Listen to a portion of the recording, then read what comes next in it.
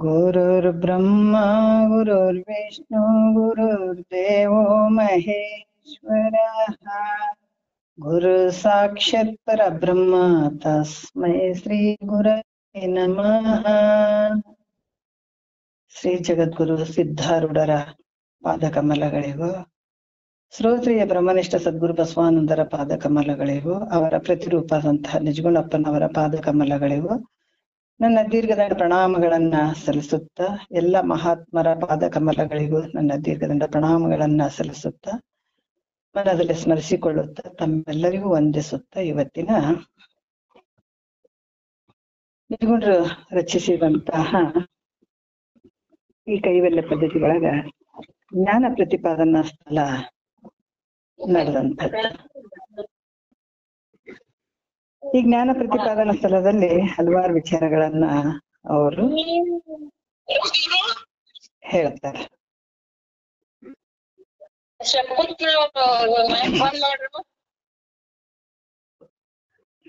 ನಾಲ್ಕನೆಯ ಇವತ್ತಿನ ಆಧಾರದ ನಾಲ್ಕನೆಯ ಪದ್ಯ ಹೇಳಬೇಕಾಗ್ತದ.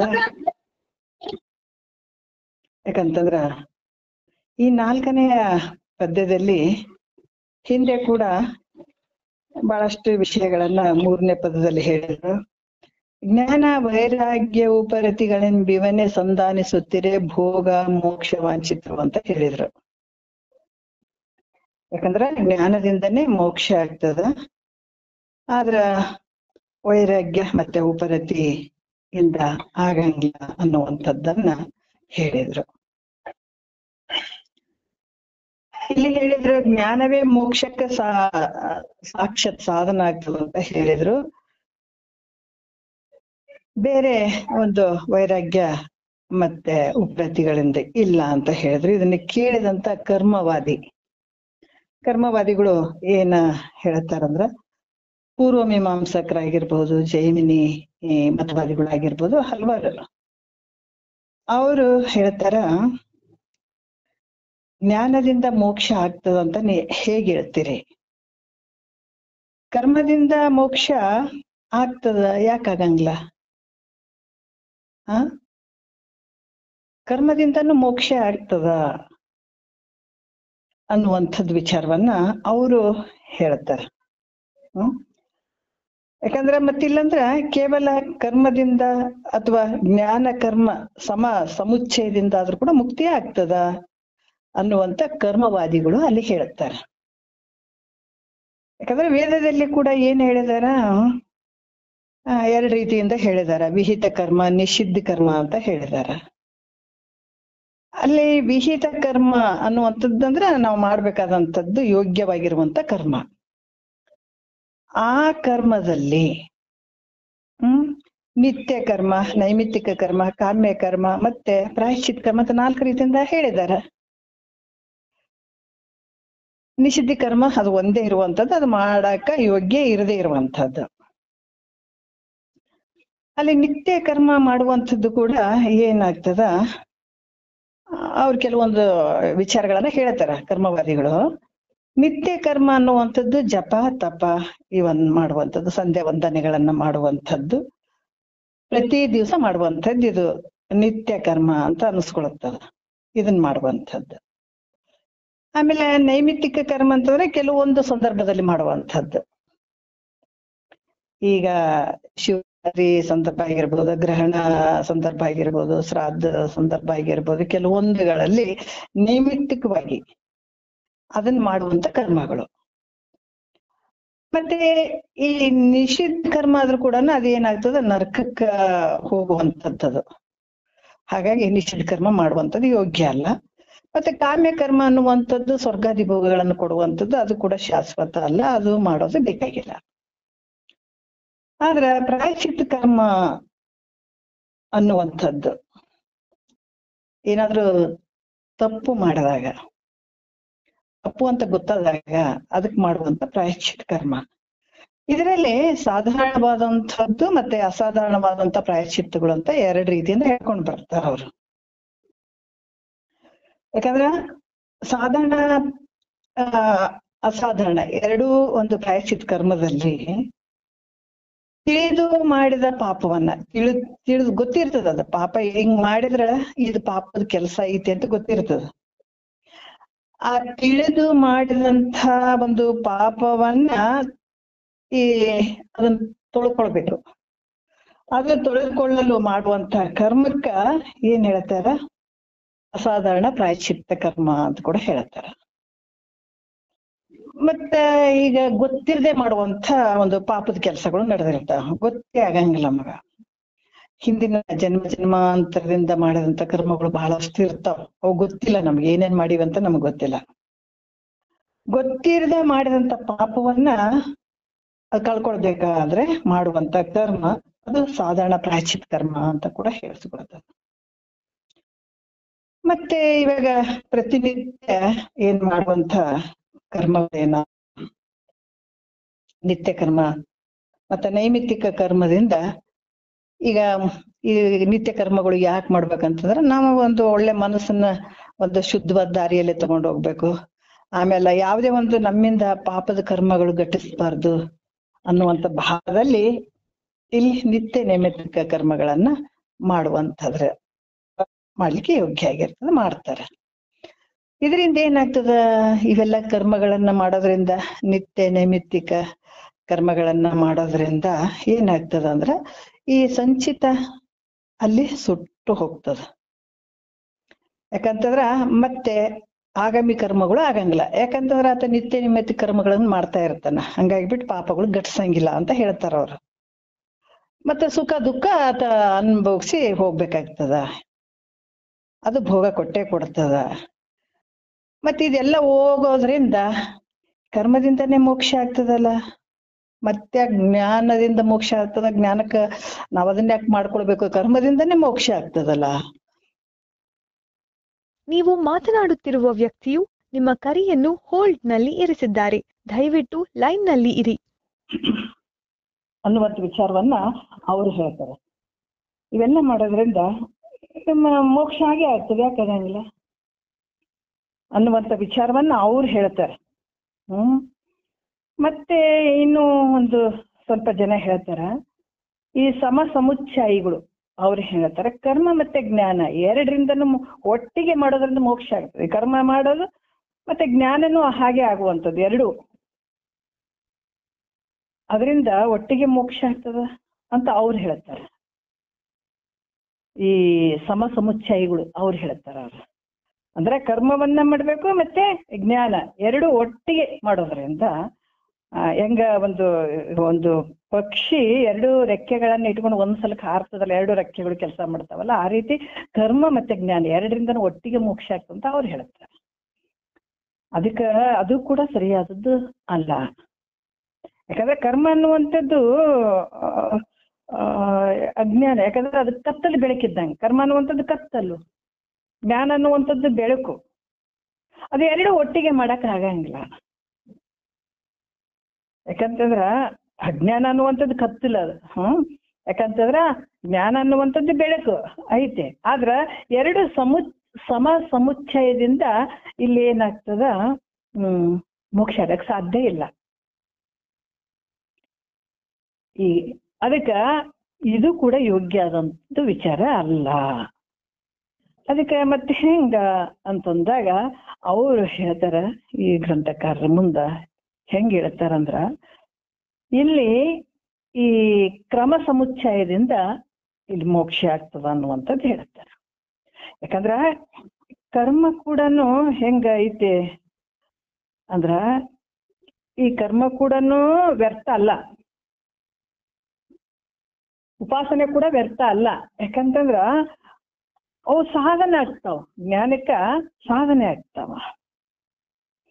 ಅದಕ್ಕ ಇದು ಕ್ರಮ ಸಮುಚ್ಚಯದಿಂದ ಏನಾಗ್ತದ, ಇಲ್ಲಿ ಜ್ಞಾನ ಆಗ್ತದ, ಕ್ರಮವಾಗಿ ಆಗುವಂಥದ್ದು. ಅಂದ್ರೆ ಅದು ಹೆಂಗ ಅನ್ನುವಂಥದ್ದನ್ನ ವಿಚಾರ ಈಗ 4ನೇ ಪದದಲ್ಲಿ ಹೇಳ್ತಾರೆ, ಕ್ರಮವಾಗಿ ಹೆಂಗಾಗ್ತದ. ಯಾಕಂತಂದ್ರ ಇಲ್ಲಿ ಕೂಡ ಹೇಳ್ತಾರ, ಕರ್ಮಗಳು ನಮ್ಗ ಏನಂದ್ರೆ ಜ್ಞಾನಕ್ಕ ದಾರಿ ಮಾಡಿಕೊಡ್ತಾವ. ಅಂದ್ರೆ ಮೋಕ್ಷ ಪಡ್ಕೊಳಕ ಅವು ಸಾಧನಗಳಾಗ್ತಾವ. ಯಾಕಂದ್ರೆ ಕರ್ಮದಿಂದನೇ ಅಂತಃಕರಣ ಶುದ್ಧಿ ಆಗ್ತದೆ. ಜ್ಞಾನ ಎಲ್ಲಿ ಆಗ್ತದೆ ಅಂತಂದ್ರೆ ಅಂತಃಕರಣದಲ್ಲೇ ಆಗ್ತದೆ. ಅದಕ್ಕೆ ಅಂತಃಕರಣದಲ್ಲೇ ನಮಗ್ ಜ್ಞಾನ ಆಗ್ಬೇಕಾದ್ರೆ ಅಂತಃಕರಣ ಶುದ್ಧ ಇರ್ಬೇಕಾಗ್ತದೆ. ಶುದ್ಧ ಇರ್ಬೇಕಾದ್ರೆ ನಾವೇನ್ ಮಾಡ್ಬೇಕಾಗ್ತದೆ? ಕರ್ಮಗಳನ್ನು ಮಾಡ್ಬೇಕಾಗ್ತದೆ. ಈ ರೀತಿಯಾಗಿ ಆ ಕರ್ಮ ಏನಾಗ್ತದ ಅಂದ್ರೆ ಪರಂಪರಾಗತ ಸಾಧನ ಆಗ್ತದ. ಅದು ಹೆಂಗ ಅಂತಂದ್ರ 4ನೇ ಪದದಲ್ಲಿ ಹೇಳುತ್ತಾರೆ. ಏನ್ ಹೇಳ್ತಾರ ನೋಡೋಣ. ಕೈವಲ್ಯ ಅರಿವಿಂದ ಅಹುದೆಂದೊಡೆ ಆತ್ಮ ಕೂವಿದರಿಂತು ನೋಡ್ಬೋದು ನೋಡ್ರಿ.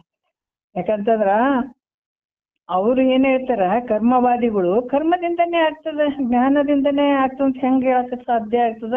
ಅದಕ್ಕೆ ನಿತ್ಯ ನೈಮಿತ್ತಿಕ ಇವೆಲ್ಲ ಮಾಡೋದ್ರಿಂದ ಅಂತಃಕರಣ ಶುದ್ಧ ಆಗ್ತದ, ಅದರಿಂದ ಆಗ್ತದ, ಅದೇ ಕರ್ಮ ಆಗ್ತದಲ್ಲ, ಅದರಿಂದನೇ ಮೋಕ್ಷ ಆಗ್ತದ ಅನ್ನುವಂಥದ್ದು ಅವ್ರು ಹೇಳಿದ್ರಲ್ಲ. ಅದಕ್ಕೆ ಅದರಿಂದ ಆಗಂಗಿಲ್ಲ, ಕ್ರಮ ಸಮುಚ್ಚಯದಿಂದನೇ ಮೋಕ್ಷ ಆಗ್ತದೆ ಅನ್ನುವಂಥದ್ದಕ್ಕಾಗಿ ಕೈವಲ್ಯ ನೋಡ್ರಿ. ಯಾಕಂದ್ರ ಅರಿವಿಂದ ಅಹುದು ಎಂದೊಡೆ ಆತ್ಮ ಕೋವಿದರಿಂತು ನೋಡ್ಬೋದು. ಆತ್ಮ ಕೋವಿದರ್ ಅಂತಂದ್ರೆ ಯಾರು ಅಂದ್ರೆ ಆತ್ಮಜ್ಞಾನಿಗಳು.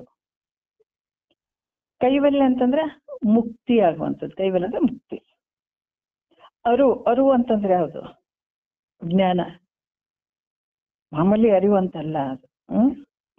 ಅರಿವಿಂದ ಅಂದ್ರೆ ಜ್ಞಾನದಿಂದ ಆಗ್ತದ. ಯಾಕಂದ್ರ ಮಹಾತ್ಮರು ಆತ್ಮಜ್ಞಾನಿಗಳು ಏನ್ ಹೇಳ್ತಾರ, ಜ್ಞಾನದಿಂದನೇ ಮೋಕ್ಷ ಆಗ್ತದ ಅಂತ ಹೇಳ್ತಾರ. ಅದು ಹೆಂಗ ಆಗ್ತದ ಅಂತ ಹೇಳಿದ್ರ ಈಗ ಮುಂದೆ ಹೇಳ್ತೀವಲ್ಲ ಆ ರೀತಿಯಿಂದ ಆಗ್ತದ.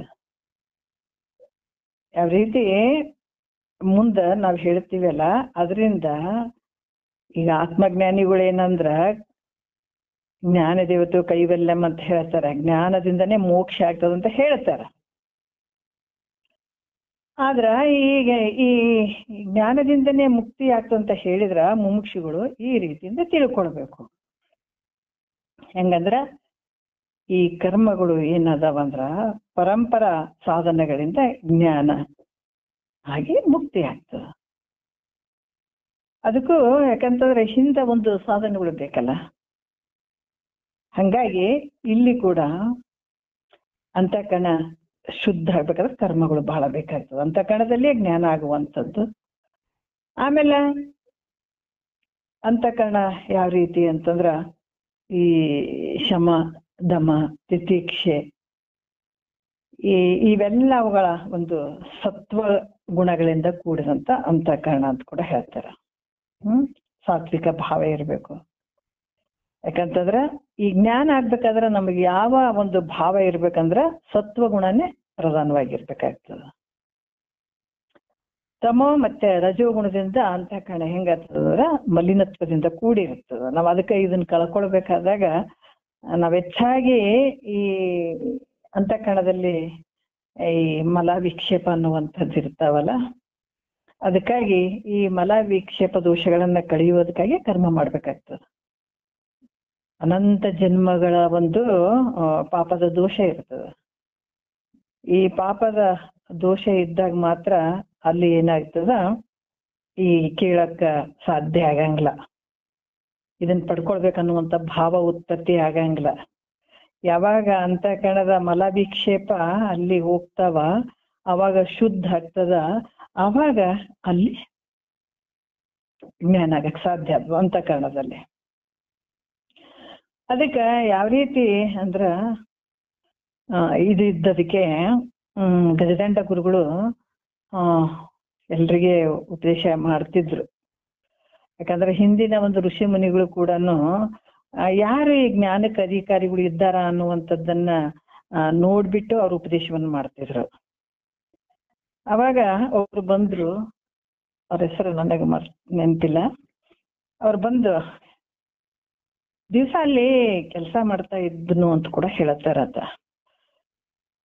ಅಲ್ಲಿ ಸಿದ್ಧಾರೂಢರು ಕೆಲವು ಜನರಿಗೆಲ್ಲ ಅವರು ಉಪದೇಶ ಕೊಟ್ರು.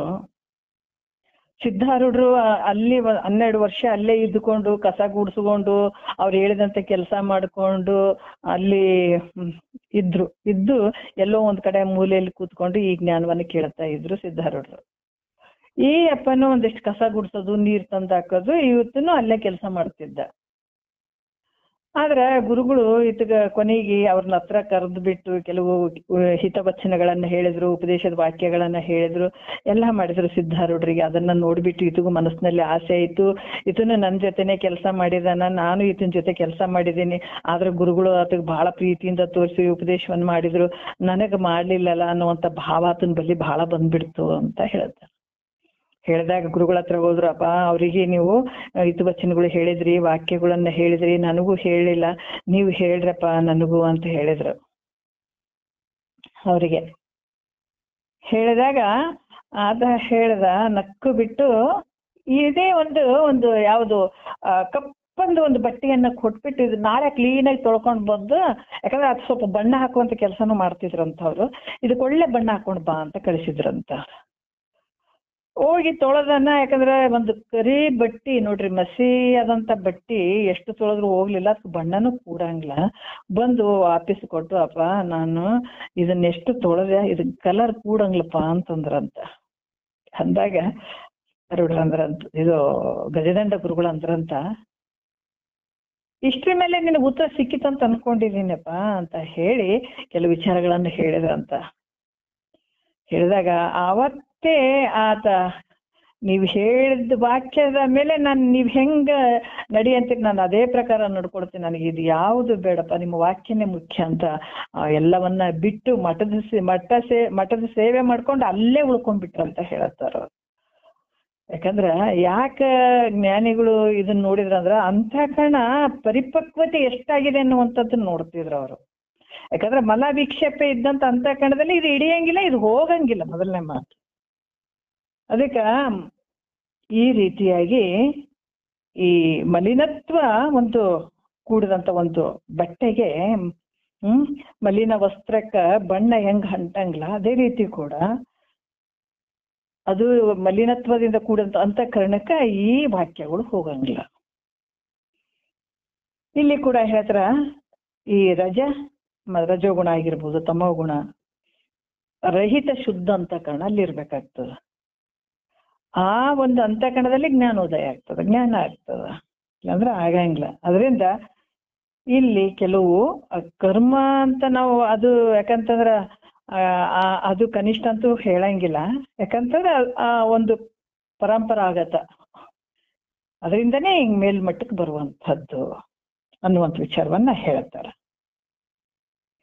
ಏನ್ ಹೇಳ್ತಾರ ನೋಡ್ರಿ, ಇಂಗದೆ ನಿತ್ಯ ಕರ್ಮವ ಮಾಡಲ್ ತುಂಗ ಧರ್ಮ ವಿವರ್ಧನ ಮಂಗಳಮಯ ಧರ್ಮದಿಂ ದುಷ್ಕೃತಿ ಭಂಗವಂತಾಗಿ ಮೋಹಿಪ ಅನ್ನುವಂಥ ವಿಚಾರವನ್ನ ಹೇಳ್ತಾರ.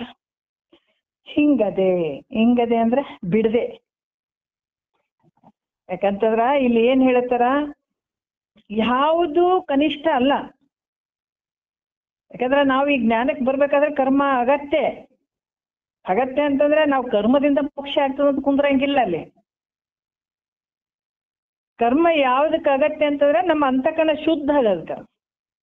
ಈಗ ಯಾಕೆ ನಾವು ಈಗ ಜಪ ಮಾಡಬಹುದು, ಅಥವಾ ತಪ ಮಾಡುವಂಥದ್ದಾಗಿರ್ಬೋದು, ಅಥವಾ ಭಜನೆ ಮಾಡುವಂಥದ್ದಾಗಿರ್ಬಹುದು, ಈ ಸ್ತುತಿ ಮಾಡುವಂಥದ್ದಾಗಿರ್ಬೋದು, ಇವೆಲ್ಲ ಯಾಕೆ ಮಾಡ್ಬೇಕು ಅಂತಂದಾಗ ಇವೆಲ್ಲ ಕರ್ಮಗಳು ಏನೇನ್ ಕರ್ಮಗಳು ಅದಾವ ಇವೆಲ್ಲ ಅಂತಃಕರಣ ಶುದ್ಧ ಆಗೋದಕ್ಕೆ. ಈಗ ಅದರಲ್ಲಿ ಕೂಡ ಕಾಮ್ಯ ಮತ್ತೆ ನಿಷ್ಕಾಮ ಅಂತ ಇರ್ತದೆ. ಕಾಮ್ಯ ಇರುವಂತದ್ದು ಕರ್ಮ ಏನಾಗ್ತದ, ಭೋಗಕ್ಕೆ ಗುರಿ ಆಗ್ತದ. ಅಂದ್ರೆ ಭೋಗಗಳನ್ನ ಬಯಸಿ ಅಪೇಕ್ಷೆ ಮಾಡಿ ನಾವು ಕರ್ಮಗಳನ್ನ ಮಾಡೋದ್ರಿಂದ ಏನಾಗ್ತದ ಅಂದ್ರ ಅದು ಭೋಗವನ್ನ ಪಡೆಯುವಂಥದ್ದಾಗ್ತದ. ಅದರ ನಿಷ್ಕಾಮ ಭಾವದಿಂದ ಮಾಡಿದಂತ ಕರ್ಮ ಜ್ಞಾನಕ್ಕೆ ಮಾರ್ಗ ಆಗ್ತದೆ. ಅದಕ್ಕೆ ಇವು ಕೂಡ ಪ್ರತಿ ದಿವಸ ನಾವು ಈಗ ಯಾವುದೇ ಆಗ್ಲಿ ಯಜ್ಞ ಯಾಗಾದಿಗಳನ್ನ ಮಾಡ್ಲಿ, ಜಪ ತಪಗಳನ್ನ ಮಾಡ್ಲಿ, ಸಂಧ್ಯಾ ವಂದನಾದಿಗಳನ್ನ ಮಾಡ್ಲಿ, ಏನೇ ಮಾಡ್ಲಿ, ಅದಕ್ಕೆ ಮುಖ್ಯವಾಗಿರುವಂಥದ್ದು ಇದಕ್ಕೆ ಫಲ ಇರುವಂಥದ್ದು ಅಂತಃಕರಣ ಶುದ್ಧಿ ಆಗುವಂಥದ್ದೇ. ಭೋಗದ ಅಪೇಕ್ಷೆ ಇದ್ರೆ ಭೋಗದ ವಸ್ತುಗಳು ಸಿಗ್ತಾವ, ಆದ್ರೆ ನಿಷ್ಕಾಮ ಭಾವದಿಂದ ಮಾಡಿದ್ರೆ ಅಂತಃಕರಣ ಶುದ್ಧಿ ಆಗುವಂಥದ್ದೇ ಇದ್ರ ಪ್ರತಿಫಲ. ಯಾಕಂದ್ರೆ ಇದು ಅಂತಃಕರಣ ಶುದ್ಧಿ ಐತಂತಂದ್ರ ಮತ್ತೆ ಆವರಣ ದೋಷ ಕಳ್ಕೊಳಕ್ಕೇನು ತಡ ಹಿಡಿಯಂಗಿಲ್ಲ. ಅವಾಗ ಮತ್ತೆ ಗುರುವಾಕ್ಯನೇ ಸಿಕ್ಬಿಡ್ತಾವ. ಗುರುವಾಕ್ಯದಿಂದನೇ ನಮ್ಮಲ್ಲಿರುವಂತ ಅಂತಃಕರಣದ ಏನು ಅದು ಆವರಣ ದೋಷ ನಿವೃತ್ತಿ ಆಗ್ತದೆ. ಯಾಕಂದ್ರೆ ನಮ್ಮ ಸ್ವಸ್ವರೂಪಕ್ಕೆ ಆವರಣ ದೋಷ ಒಂದಾದ ಆವರಣ ಆಗ್ಯದ. ಆವರಣ ಆಗ್ಯದಂತಂದಾಗ ನಾವು ಮತ್ತೆ ಏನೇನು ಆವರಣ ಆಗ್ಯದಂತ ಇಷ್ಟು ಅನ್ಕೊಂಡು ಬಂದಿವಿ. ಶರೀರ ಏನು ಈ ಶರೀರ ಆಗಿರ್ಬೋದು, ಅಂತಃಕರಣಗಳು ಆಗಿರ್ಬೋದು, ಇಂದ್ರಿಯಗಳು ಆಗಿರ್ಬೋದು, ಪಂಚಕೋಶಗಳು, ಅನ್ನಮಯ ಕೋಶ, ಅನ್ನಮಯ ಕೋಶದೊಳಗ ಏನದ ಪ್ರಾಣಮಯ ಕೋಶ, ಪ್ರಾಣಮಯ ಕೋಶದೊಳಗೆ ಮನೋಮಯ ಕೋಶ, ಮನೋಮಯ ಕೋಶದೊಳಗ ವಿಜ್ಞಾನಮಯ ಕೋಶ, ಅದ್ರೊಳಗೆ ಆನಂದಮಯ ಕೋಶ, ಅತೀತವಾಗಿರುವಂತಹ ಇವೆಲ್ಲ ಆವರಣಗಳಾದಂಥದ್ದು ನಿನಗೆ. ಅದಕ್ಕೆ ಈ ಮಲ ವಿಕ್ಷೇಪ ಅನ್ನುವಂಥದ್ದು ಅಲ್ಲಿ ಹೋಗಿ ಅಂತಕನ ಶುದ್ಧ ಆಯ್ತು ಅಂದಾಗ ಆವರಣ ದೋಷ ಒಂದು ಗುರುವಿನ ಒಂದು ವಾಕ್ಯಗಳನ್ನ ಕೇಳ್ತಾ ಹೋದಾಗ ಆವರಣ ದೋಷ ನಿವೃತ್ತಿ ಆಗ್ತದೆ. ಸ್ವಸ್ವರೂಪಕ್ಕಾದಂತ ಒಂದು ಆವರಣದ ದೋಷ ಏನೈತೆ ಅದು ನಿವೃತ್ತಿ ಆಗ್ತದೆ. ಯಾಕಂದ್ರೆ ಇದು ಅಂತಃಕರಣದಲ್ಲಿರುವಂತ ಮಲ ವಿಕ್ಷೇಪಗಳನ್ನು ಕಳ್ಕೊಳ್ಳೋದೇ ಬಹಳ ಕಷ್ಟ. ಅದಕ್ಕೆ ನಿಷ್ಕಾಮ ರೂಪವಾದಂತಹ ಒಂದು ಕರ್ಮಗಳನ್ನು ಮಾಡ್ಬೇಕಾಗ್ತದೆ.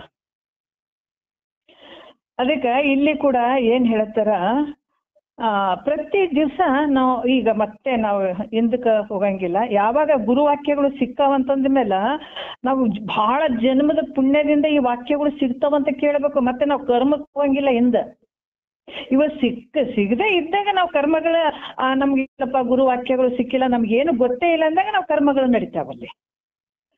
ಈಗ ಜ್ಞಾನಕ್ಕೆ ಬಂದು ಕೂತ್ಕೊಂಡಿದ್ದೀವಿ ಮತ್ತೆ ಇಲ್ರಿ ನಾವ್ ಇವೆಲ್ಲ ಮಾಡ್ಬೇಕನ್ನುವಂಥದ್ದಲ್ಲ. ಯಾಕಂದ್ರೆ ಎಲ್ಲ ಕರ್ಮಕ್ಕಿಂತ ಶ್ರೇಷ್ಠವಾದಂಥದ್ದು ಜ್ಞಾನ ಇರುವಂಥದ್ದು. ಅದಕ್ಕೆ ಹೇಳ್ತಾರೆ ಒಬ್ಬ ಗುರು ಅದನಂತಂದ್ರ ನಾವು ತಿಳ್ಕೊಳ್ಬೇಕಾದಂಥದ್ದು ಮುಖ್ಯವಾದಂಥ ವಿಚಾರಗಳಿವು. ಯಾಕಂತಂದ್ರ ಏನ್ ಹೇಳ್ತಾರ, ಗುರು ದೇವತೆಗಳು ಅನುರಾಗ ವಿಹುದೇ ನಿಜ ಭಕ್ತಿ ಅಂತ ಹೇಳಿದಾರ. ಈಗ ಗುರು ಹೇಗಿದ್ದಾನೆ ಅಂದ್ರೆ ಪರಮಾತ್ಮ ಎಲ್ಲ ನಾವೇನು ಅಲ್ಲಿ ಆ ದೇವ್ರು ಈ ದೇವ್ರು ಕೆಲವರೆಲ್ಲ ನಾನಾ ರೀತಿಯಿಂದ ದೇವ್ರುಗಳ ನಾಮರೂಪಗಳಿಂದ ಬಹಳ ದೇವ್ರುಗಳನ್ನ ಅನ್ಕೊಂಡು ನಾವು ಪೂಜೆ ಮಾಡ್ತಿರ್ತೀವಿ. ಜಗತ್ತಿನಲ್ಲಿ ಎಷ್ಟು ದೇವತೆಗಳು ಅದಾರ, ಅವೆಲ್ಲ ದೇವತೆಗಳ ಒಂದು ಆ ಗುರು ಅನ್ನತ ಎಲ್ಲ ದೇವತೆಗಳ ಒಂದು ಅಂತರ್ಗರ್ಭಿತವಾಗಿರುವಂತ ಸದ್ಗುರು. ನೀ ಯಾವ ಭಾವದಿಂದ ಸದ್ಗುರುವಿಗೆ ನೋಡ್ತೀವಿ ಆ ಭಾವವಾಗಿ ಕಾಣ್ತಾನತ್ತ. ಮತ್ತೆ ಇಲ್ರಿ ಗುರುಗಳು ಇಲ್ಲಿ ಬ್ಯಾರೆ ಅದಾರಿ ನಾವು ಮತ್ತೆ ದೇವ್ರಿಗೆ ಹೋಗ್ತೀವಿ ಅನ್ನುವಂತ ಭಾವ ಇಟ್ಕೊಳ್ಬಾರ್ದು.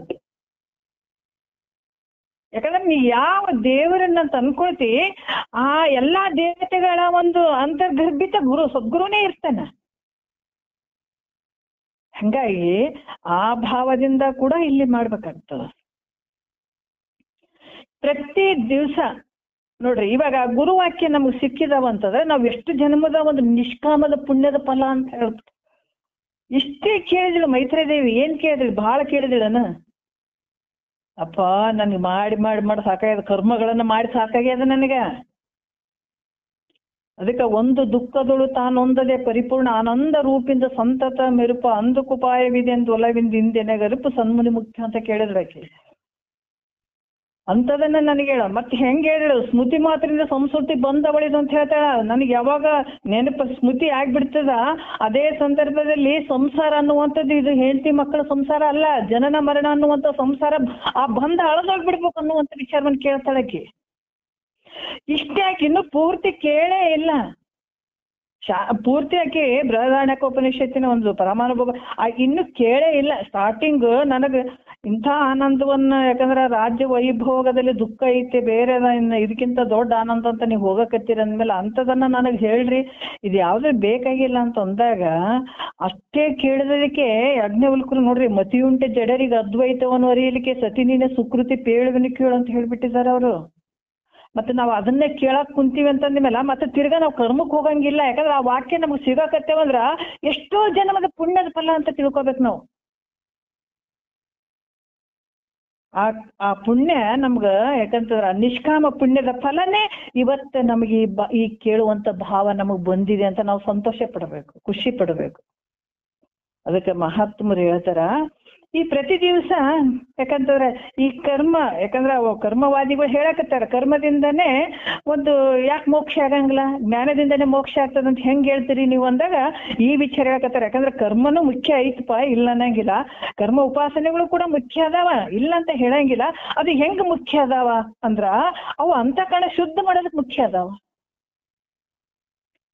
ಅದಕ್ಕೆ ಇಲ್ಲಿ ಕೂಡ ಹೇಳ್ತಾರ, ಪ್ರತಿ ದಿವಸ ನಾವು ಈ ಸಂಧ್ಯಾ ವಂದನೆಗಳನ್ನ ಮಾಡುವಂಥದ್ದಾಗಿರ್ಬೋದು, ಸ್ನಾನ, ಜಪ, ತಪ ಮಾಡುವಂಥದ್ದು, ಇವೇ ನಿತ್ಯ ಕರ್ಮಗಳನ್ನ ನಾವು ತಪ್ಪದೆ ಮಾಡೋದ್ರಿಂದ ಏನಾಗ್ತದಂದ್ರ ಶ್ರೇಷ್ಠವಾದಂತಹ ಏನಾಗ್ತದದು ಉತ್ಕೃಷ್ಟವಾದಂತಹ ಪುಣ್ಯ ವಾಸನ ಸಂಸ್ಕಾರ ಅಂತಃಕರಣದಲ್ಲಿ ಆಗ್ತದ.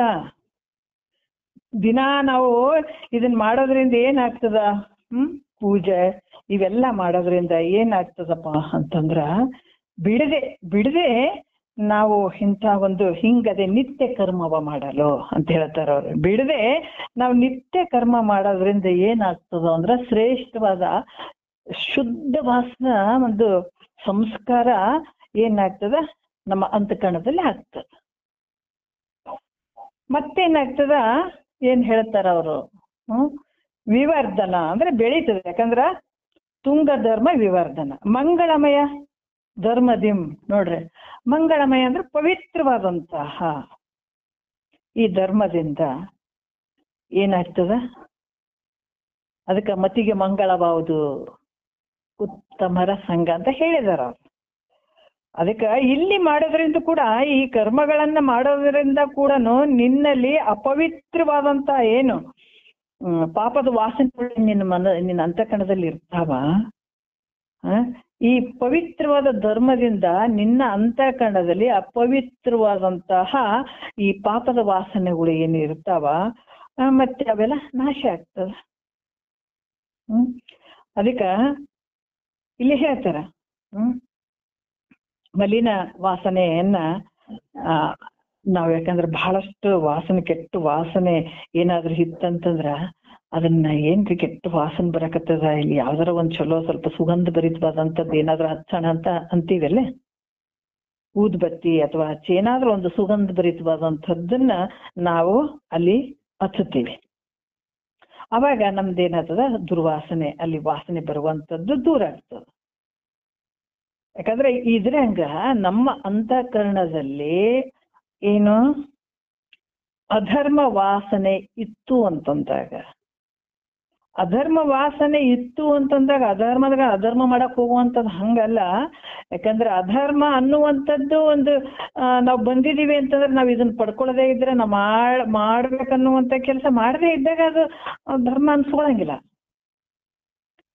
ಅದಕ್ಕ ನಮ್ಗೇನಾಗ್ತದೆ ಇಲ್ಲಿ ಅಂತಂದ್ರ, ಆ ಅಂತಃಕರಣದಲ್ಲಿ ಅಧರ್ಮ ವಾಸನೆ ಏನಾದ್ರೂ ಇತ್ತು ಅಂತಂದಾಗ ಈ ಧರ್ಮ ವಾಸನೆಯಿಂದ ಅದನ್ನ ಕಳ್ಕೊಳಿಕ್ ಸಾಧ್ಯ ಆಗ್ತದ ಈ ರೀತಿ ಮಾಡೋದ್ರಿಂದ. ಅದಕ್ಕೆ ಇಲ್ಲಿ ಕೂಡ ಹೇಳ್ತಾರ, ಮಂಗಳಮಯ ಧರ್ಮದಿಂ ದುಷ್ಕೃತಿ ಭಂಗವಂತಾಗಿ ಮೋಹಿಪ ಅಂತ ಕೂಡ ಹೇಳ್ತಾರ. ಇದರಿಂದ ಏನಾಗ್ತದ, ಇವೆಲ್ಲ ಮಾಡೋದ್ರಿಂದ ಏನಾಗ್ತದಪ್ಪ ಅಂತಂದ್ರ ಈ ಅಂತಃಕರಣ ಅಲ್ಲಿ ಶುದ್ಧ, ಯಾಕಂದ್ರ ಅಧರ್ಮ ವಾಸನೆ ಹೋಯ್ತು ಅಂತಂದಾಗ ಇಲ್ಲಿ ಮನಸ್ಸು ಏನಾಗ್ತದ, ಪರಿಶುದ್ಧ ಆಗ್ತದ.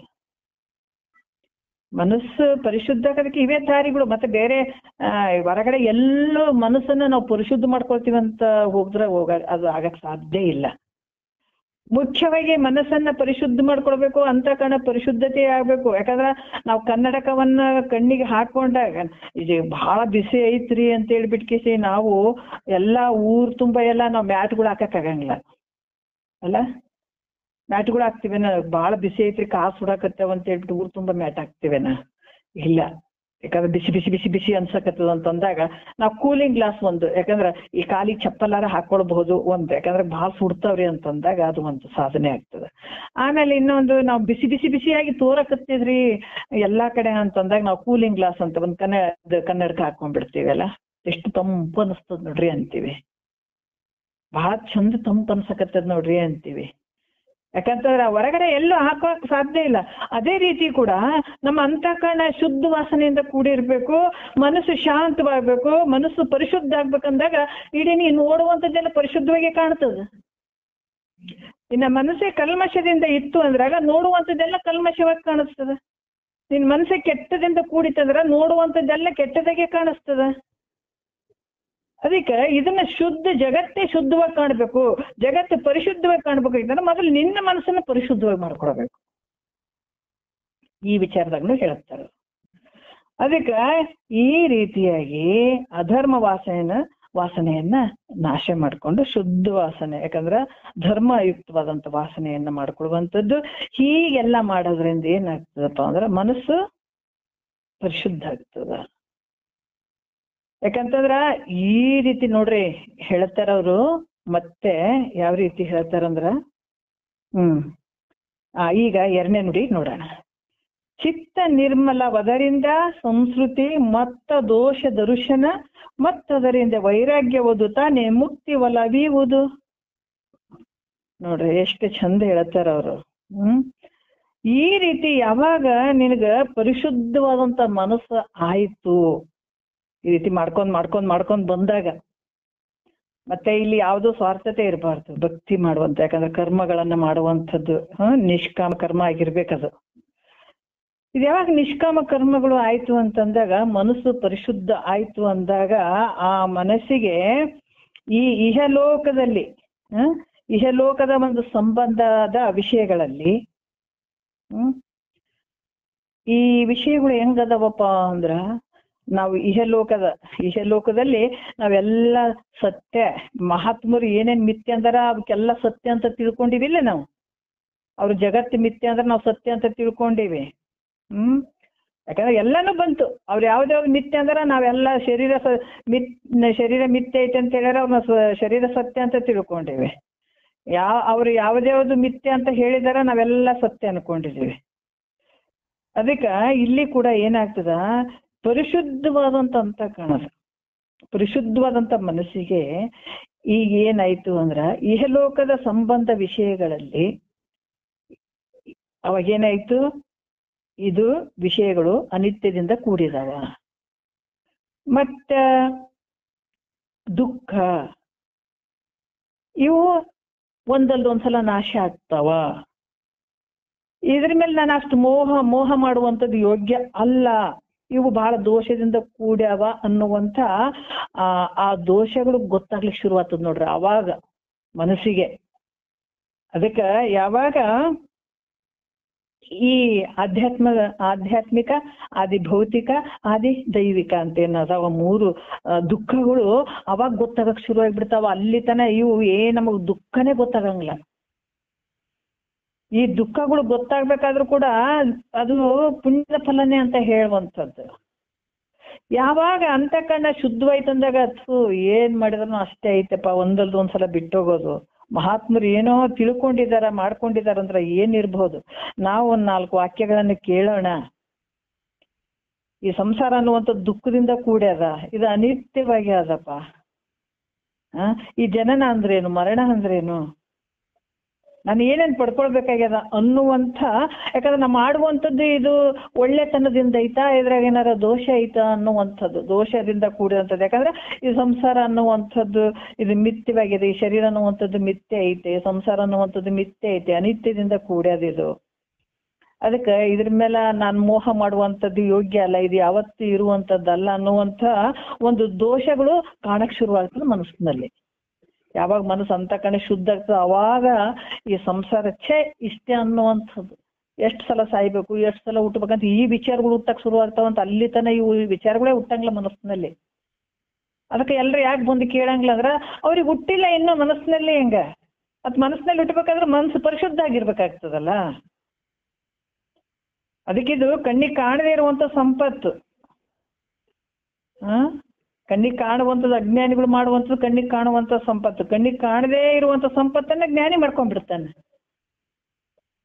ಅದಕ್ಕೆ ಮತ್ತೆ ಅತಿಗ ಇಹಲೋಕದಲ್ಲಿರುವಂತ ಆಧ್ಯಾತ್ಮಿಕ, ಆದಿ ಭೌತಿಕ, ಆದಿ ದೈವಿಕ ಅನ್ನುವಂಥ ದುಃಖಗಳು ಆತನ ಮನಸ್ಸಿನಲ್ಲಿ ಕಾಣಕ್ ಶುರುವಾಗ್ಬಿಡ್ತಾವ. ಮತ್ತೆ ಸ್ವರ್ಗಾದಿ, ಎಷ್ಟೋ ಜನ ನೋಡ್ರಿ, ನಾವು ಜಪ ಮಾಡ್ತೀವಿ ತಪ ಮಾಡ್ತೀವಿ ಅಂದ್ರೆ ಮನಸ್ಸಿನಲ್ಲಿ ಸ್ವರ್ಗಾದಿ ಭೋಗ, ಮುಂದೆ ನಾವು ಸ್ವರ್ಗಕ್ಕೆ ಹೋಗ್ಬೇಕನ್ನುವಂತ ಭಾವ ಇಟ್ಕೊಂಡು ಜಪ ತಪ ಮಾಡ್ತಾ ಇರ್ತೀವಿ. ಅದು ಕಾಮ್ಯ ಭಾವನೆ ಆಗ್ತದೆ, ಅದು ನಿಷ್ಕಾಮ ಭಾವ ಇರ್ಬೇಕಾಗ್ತದೆ.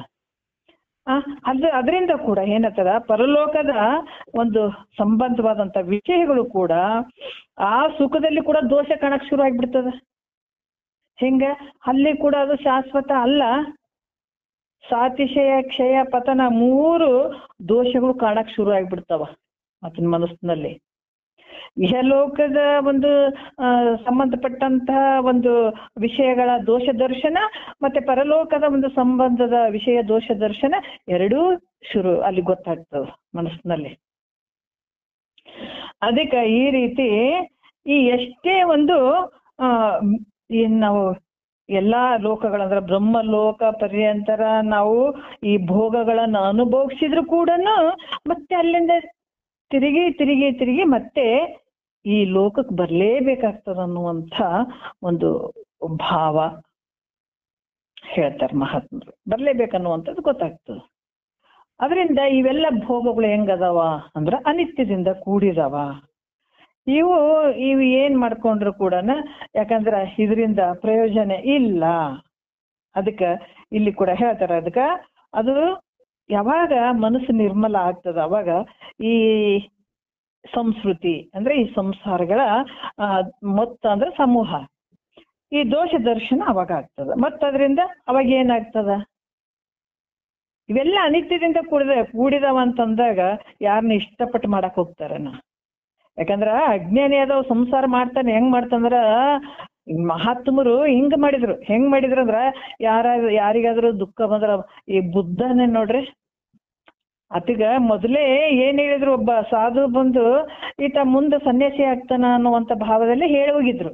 ಹೇಳಿದಾಗ ಅವ್ರಪ್ಪ ಏನ್ ಮಾಡಿದ, ನನ್ ಮಗ ರಾಜ ಆಗ್ಬೇಕು, ಧೀರ ಶೂರನಾಗಿರ್ಬೇಕು, ಸನ್ಯಾಸಿ ಆಗೋದು ಇಷ್ಟ ಇಲ್ಲ, ಅದಕ್ಕೆ ಹೊರಗಿನ ಪ್ರಪಂಚದ ಒಂದು ಏನು ಅದಗ ಗೊತ್ತು ಮಾಡಬಾರ್ದು ಅನ್ನುವಂಥ ಭಾವದಲ್ಲಿ ಅದು ಸುಮಾರು ವರ್ಷ ಒಂದು ದೊಡ್ಡವಾಗೋವರೆಗೂ ಹೊರಗೆ ಬಿಟ್ಟಿರ್ಲಿಲ್ಲ.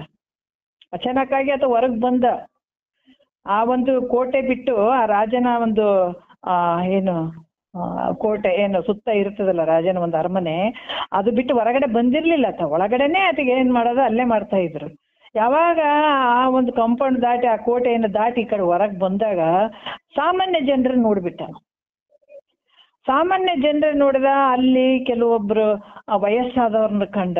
ಓಹೋ, ಈ ಶರೀರ ಯಾಕಂದ್ರ ಗೊತ್ತಾಗ್ಬಿಡ್ತು ನೋಡಿ ಆತಗೆ ಹೆಂಗ ಒಂದು ಪುಣ್ಯಾತ್ಮ ಒಂದು ಅಂತಃಕರಣ ಇದ್ದಾಗ, ಪುಣ್ಯದಿಂದ ಕೂಡಿದಂತ ಅಂತಃಕರಣ ಇದ್ದಾಗ ಕೆಲವು ವಿಷಯಗಳ ದೋಷ ದರ್ಶನ ಹೆಂಗಾಗ್ತದ ಅಂತಂದ್ರ ಒಬ್ಬ ವ್ಯಕ್ತಿನ ನೋಡ್ದ. ಯಾಕಂದ್ರೆ ಶರೀರ ಸಪ್ತಧಾತು ಸಮಂಪಿಂಡ, ಎಲ್ಲರ ಶರೀರಗಳು ಒಂದೇ ಐತೆ, ಬ್ಯಾರೆ ಇರೋದಕ್ಕೆ ಏನ್ ಸಾಧ್ಯನೇ ಇಲ್ಲ. ಎಲ್ಲರ ಶರೀರದಲ್ಲಿ ಸಪ್ತಧಾತುಗಳೇ ಅದಾವ. ಅದಕ್ಕ ಈತ ಇಷ್ಟು ವಯಸ್ಸಾಗ್ಯದ, ಮತ್ತೆ ನನಗೂ ವಯಸ್ಸಾಗ್ತದಲ್ಲ ಅನ್ಕೊಂಡ. ಮುಂದೆ ಬಂದ ಬಹಳ ರೋಗದಿಂದ ಬಳಲ್ತಾ ಇರುವಂತ ವ್ಯಕ್ತಿಗೆ ನೋಡ್ದ. ಅದು ಮನಸ್ಸಿನ ಮೇಲೆ ಬಹಳ ಪರಿಣಾಮ ಬೀರ್ತದ ಆ ವಿಷಯಗಳನ್ನು ನೋಡಿದಾಗ. ಆ ವ್ಯಕ್ತಿಯನ್ನ ನೋಡಿದ, ರೇ ಈ ಶರೀರಕ್ಕೆ ಈ ತರ ರೋಗನು ಬರ್ತದ, ಈ ತರ ರೋಗ ಬರ್ತದದ್ರ ಮತ್ತೆ ಇವತ್ತು ಆತಗ್ ಬಂದದ ನಾಳೆ ನನಗೂ ಬರೋದೇ ಅಲ್ಲ ಅಂತ ಹಿಂಗ್ ತಿಳ್ಕೊಂಡು ಅದು ಮನಸ್ಸಿನ ಮೇಲೆ ಬಹಳ ಪರಿಣಾಮ ಆಗಿಬಿಡ್ತು. ಮತ್ ಒಂದ್ಸಲ ಚೆಟ್ಟದಾಗ ಒಬ್ಬ ತೀರ್ಕೊಂಡಿದ್ದ, ಅದನ್ನ ಒತ್ಕೊಂಡು ಹೋಗ್ತಾ ಇದ್ರು. ಅದನ್ನ ನೋಡಿ ಇನ್ನೂ ಅದಗ ಬಹಳಷ್ಟು ಪರಿಣಾಮ ಆಯ್ತು. ಹೌದು, ಒಂದಲ್ದು ಒಂದ್ಸಲ ಈ ಶರೀರ ಬಿದ್ದು ಹೋಗೋದು, ಅದಕ್ಕ ಇದನ್ನು ಒಂದಲ್ದೊಂದ್ಸಲ ಬಿದ್ದು ಹೋಗೋದಲ್ಲ. ಆದ್ರೆ ಇದು ಯಾತಕ್ಕೆ ಬಂತು, ಇದರಲ್ಲಿ ಏನೈತೆ, ಒಂದು ಸಾಯ್ದೆ ಇರುವಂತ ಒಂದು ವಸ್ತು ಐತೆ, ಅದನ್ನ ತಿಳ್ಕೊಬೇಕನ್ನುವಂಥದ್ದು ಅದನ್ನ ಮನಸ್ಸಿನಲ್ಲಿ ಅವಾಗ ಬಹಳಷ್ಟು ವಿಚಾರ ಬಂದ್ಬಿಡ್ತಾವ ಅದಕ್ಕೆ. ಅದಕ್ಕೆ ಅದನ್ನ ಏನಿದೆ ಅಂತ ತಿಳ್ಕೊಳ್ಳೋದಕ್ಕಾಗಿ ಆತ ಇಡೀ ತನ್ನ ಒಂದು ರಾಜ್ಯವನ್ನು ಬಿಟ್ಟು ಹೋಗ್ತಾನ ಬುದ್ಧ. ಅದಕ್ಕ ಮಹಾತ್ಮರು ಹಂಗ ತಿಳ್ಕೊಂಡ್ರು.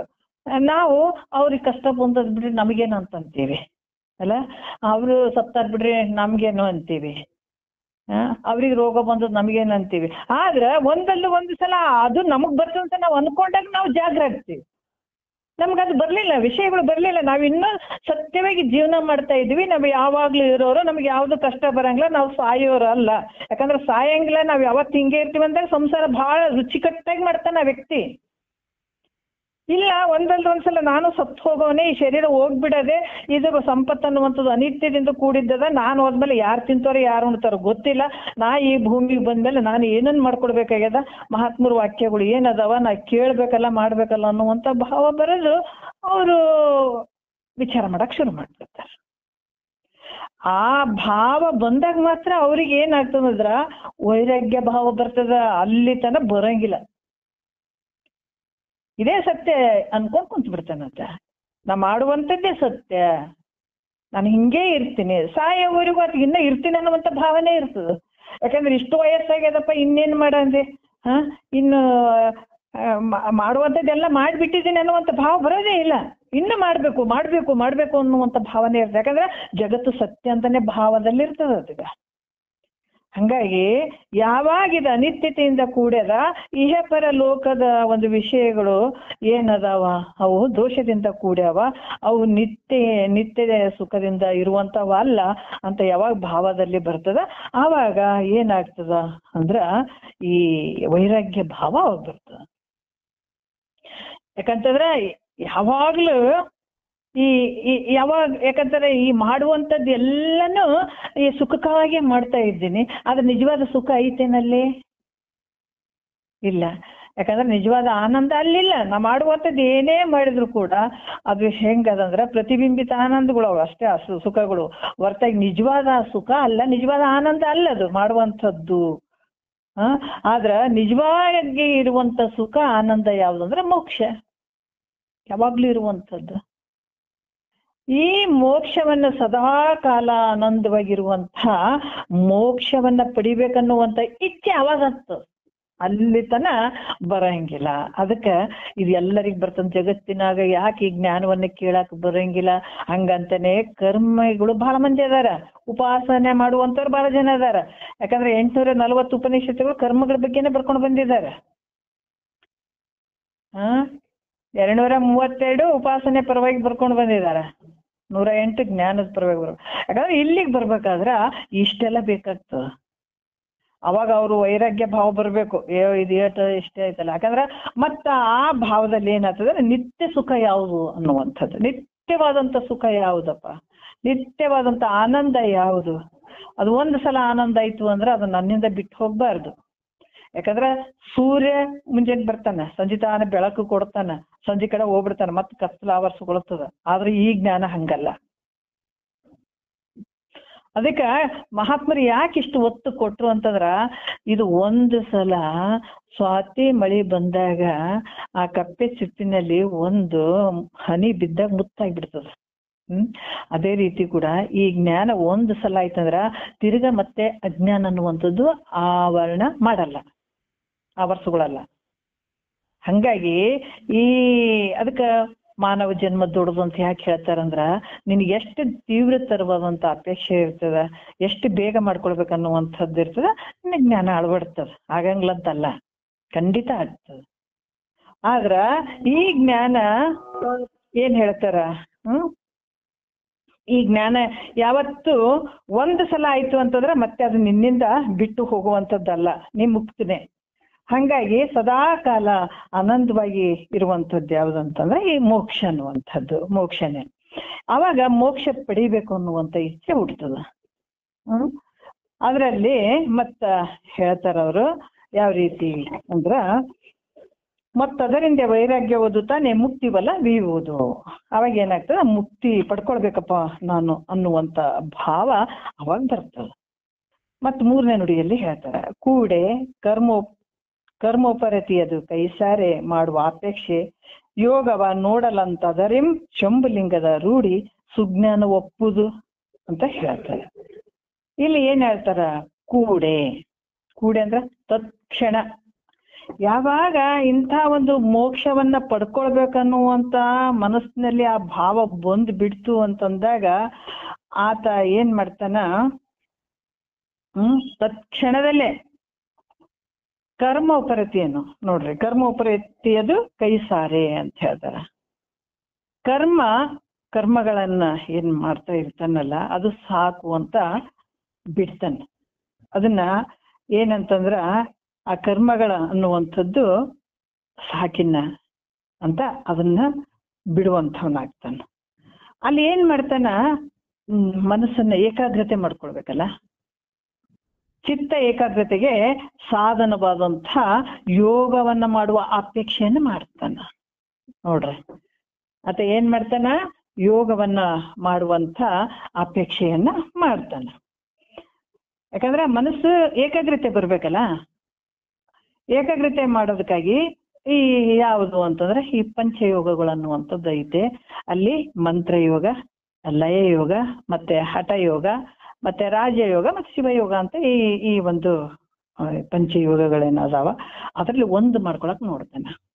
ಅದರ ಏನು ಮಂತ್ರಯೋಗ ಅಂತಂದ್ರೆ ಸದ್ಗುರು ಏನ್ ಕೊಟ್ಟಿರ್ತಾನಲ್ಲ ಆ ಮಂತ್ರವನ್ನ ಎಡೆ ಬಿಡದೆ ಜಪಿಸುವಂಥದ್ದು, ಅದನ್ನ ಮಾಡುವಂಥದ್ದು ಮಾಡೋದಕ್ಕೆ. ಯಾಕಂದ್ರೆ ಆ ರೀತಿ ಎಡೆಬಿಡದೆ ಜಪಿಸುವಂಥದ್ದು ಅದೆಲ್ಲ ಮಾಡೋದ್ರಿಂದ ಏನಾಗ್ತದಂದ್ರೆ ಅಲ್ಲಿ ಅಂತಃಕರಣ ಶುದ್ಧ ಆಗ್ತದೆ ಅದರಿಂದ ಕೂಡ.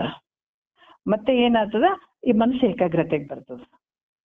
ಅದೇ ಮಂತ್ರವನ್ನ ಜಪಿಸೋದ್ರಿಂದ ಏನಾಗ್ತದ, ಅದಕ್ಕೆ ಉಳಿದುವಂತೂ ಸ್ವಲ್ಪ ಕಷ್ಟ ಇರ್ತದೆ. ಅದರಲ್ಲಿ ಪಂಚಯೋಗದಲ್ಲಿ ಒಂದನ್ನ ಮಾಡ್ಕೊಂಡು ಏನ್ ಮಾಡ್ತಾನ, ಏನು ಈ ಯೋಗ ಮಾಡುವ ಅಪೇಕ್ಷೆ ಉಳಿತಾನೆ. ಯಾಕಂದ್ರೆ ಮನಸ್ಸನ್ನ ಏಕಾಗ್ರತೆ ತರ್ಲಿಕ್ಕೆ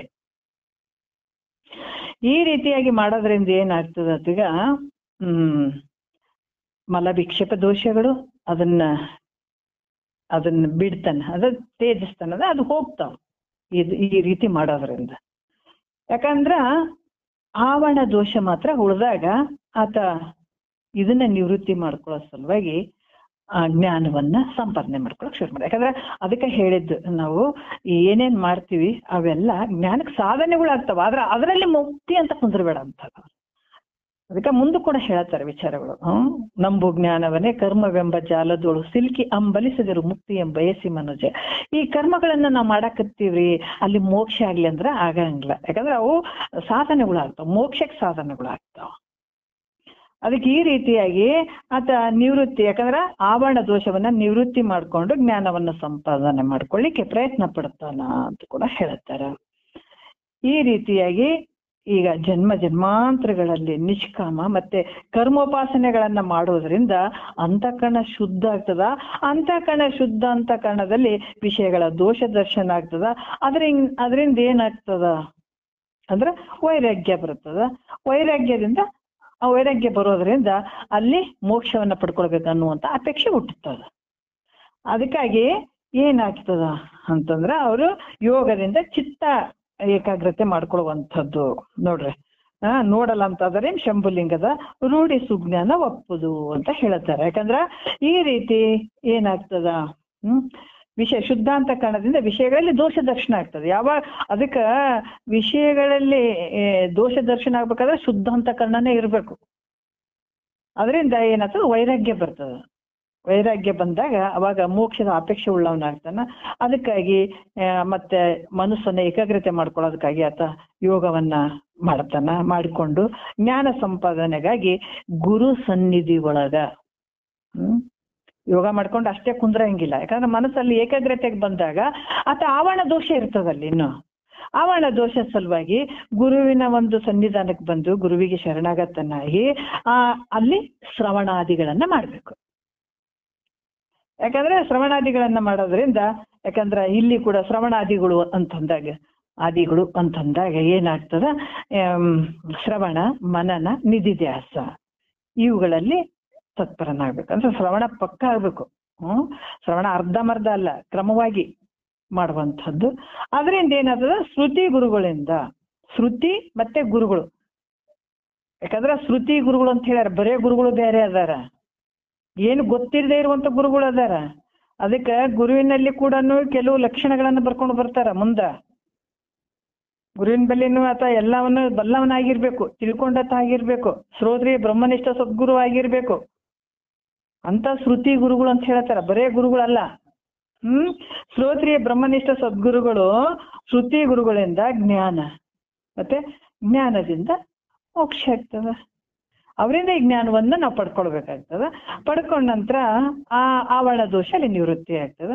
ಆ ಜ್ಞಾನದಿಂದ ಏನಾಗ್ತದ, ನಮ್ಮ ಮುಕ್ತಿ ಆಗ್ತದ. ಈ ರೀತಿಯಾಗಿ ಮುಕ್ತಿ ಆಗ್ತದ. ಬಟ್ ಕರ್ಮದಿಂದ ಮೋಕ್ಷ ಆಗಂಗಿಲ್ಲಪ್ಪ. ಅದಕ್ಕ ಪೂರ್ವ ಸಾಧನೆಗಳಿಲ್ಲದೆ ಉತ್ತರ ಜ್ಞಾನ ಆಗಂಗಿಲ್ಲ. ಪೂರ್ವ ಸಾಧನೆಗಳು ಬೇಕಾಗ್ತದಲ್ಲ, ಆ ಪೂರ್ವ ಸಾಧನೆಗಳಿಲ್ಲದೆ ಉತ್ತರ ಜ್ಞಾನ ಆಗೋದಿಲ್ಲ. ಅದರಿಂದ ಪೂರ್ವ ಸಾಧನೆಗಳನ್ನ ಕ್ರಮವಾಗಿ ಸಾಧನೆ ಮಾಡಿಕೊಂಡು ಉತ್ತರ ಸಾಧನ ಪ್ರಯತ್ನ ಮಾಡಬೇಕು ಅಂತ ಹೇಳುವಂತ ರೀತಿಯಲ್ಲಿ ಹೇಳಿದಾರ ಹೊರತಾಗಿ ಅಲ್ಲಿ ಮತ್ ಬೇರೆ ಯಾವ್ದಕ್ಕೂ ಅವಕಾಶ ಇಲ್ಲಪ್ಪ, ಕರ್ಮದಿಂದ ಮೋಕ್ಷ ಆಗಂಗಿಲ್ಲ, ಈ ರೀತಿ ಆಗ್ತದ ನೋಡು ಅನ್ನುವಂತ ಕ್ರಮವಾಗಿ, ಅದಕ್ಕೆ ಕ್ರಮ ಸಮುಚ್ಚಯದಿಂದನೇ ಮೋಕ್ಷ ಆಗ್ತದ ಅನ್ನುವಂತ ವಿಚಾರವನ್ನ ಇಲ್ಲಿ ಹೇಳ್ತಾರೆ. ಕರ್ಮ ಮೋಕ್ಷಕ್ಕೆ ಸಾಧನ, ಯಾಕಂತಂದ್ರ ಸಾಕ್ಷಾತ್ ಸಾಧನ ಆಗಂಗಿಲ್ಲ, ಕ್ರಮ ಸಮುಚ್ಚಯದಿಂದನೇ ಮೋಕ್ಷ ಆಗ್ತದ ಅನ್ನುವಂತ ರೀತಿಯಲ್ಲಿ ಹೇಳ್ತಾರೆ. ಈ ರೀತಿಯಾಗಿ ಕೈಯಲ್ಲೇ ಅರಿವಿಂದ ಅಹುದು ಎಂದೊಡೆ ಆತ್ಮ ಕೂವಿದರಿಂದ ನೋಡ್ಬೋದು. ಈ ರೀತಿ ಆಗ್ತದ ನೋಡು ಜ್ಞಾನ ಅನ್ನುವಂಥ ವಿಚಾರವನ್ನ ಹೇಳ್ತಾರ. ಮತ್ತೆ ನಾಳೆ ವಿಷಯದಲ್ಲಿ ಏನ್ ಹೇಳ್ತಾರ ನಿಜಗೊಂಡ್ರು ನೋಡೋಣ. ನಾಳೆ ವಿಚಾರದಲ್ಲಿ ನೋಡೋಣ ಅಂತಂದು ಒಂದೆರಡು ಮತ್ ಗುರುಗಳ ಪಾದಕ್ಕೆ ಅರ್ಪಿಸಿ ಹರವೋಣ.